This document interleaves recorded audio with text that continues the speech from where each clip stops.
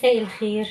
لو عندك جبنة قريش وولادك مش حابينها، تعالى اقولك ازاي تحوليها لجبنة كريمي بمكون واحد بس.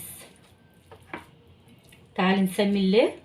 هنجيب خلاط او بلندر، نحط فيها الجبنة القريش.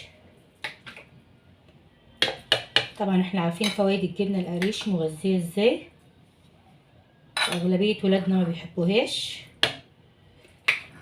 فانا هقولك ازاي نحولها لجبنة كريمي بمكون واحد وعيالك كلها يحبوها.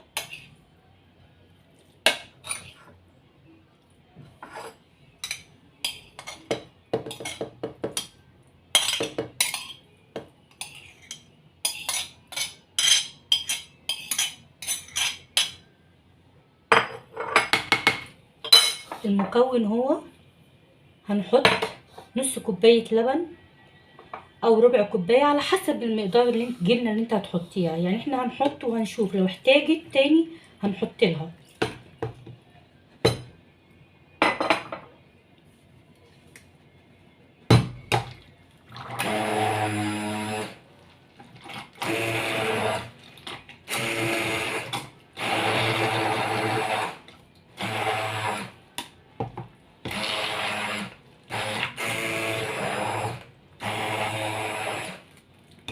بصوا انا في الخطوه ديت انا حابه احط ايه، فلفل اخضر. انت لو حابه تحطي زيتون تحطي، عايزه تحطي فلفل رومي حطي، عايزه تحطي فلفل حراق، الحاجه اللي انت بتحبيها عايزه تحطيها حطيها، مش عايزه تحطي حاجه خالص عادي ما تحطيش.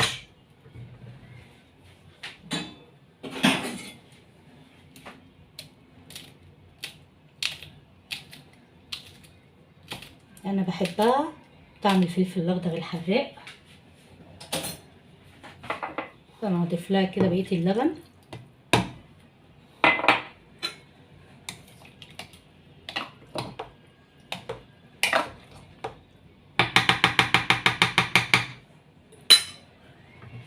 جبنه ضامنين نضافتها، طبعا مش معموله بزيت مهدرجه.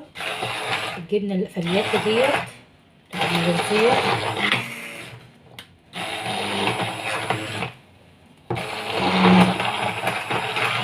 عايزه بقى تحطيها في الخلاط في الكبه.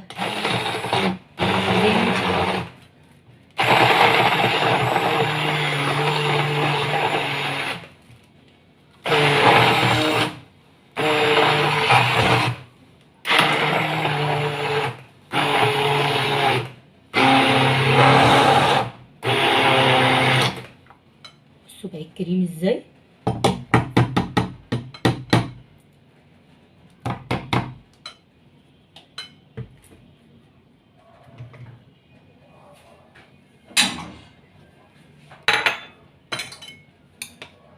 شايفين قوامها عامل ازاي، بقت كريمي في نفس الوقت جبنه مغذيه ما فيهاش زيوت مهدرجه. لو ولادك ما بيحبوهاش ياكلوها كده زي ما هي، حولها لهم لجبنه كريمي واعملي لهم سندوتشات للمدرسه. حط عليها شويه حبه البركه كده،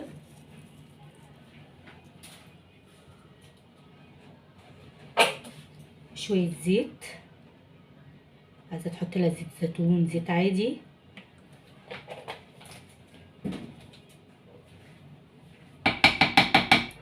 بصوا شكلها عامل ازاي،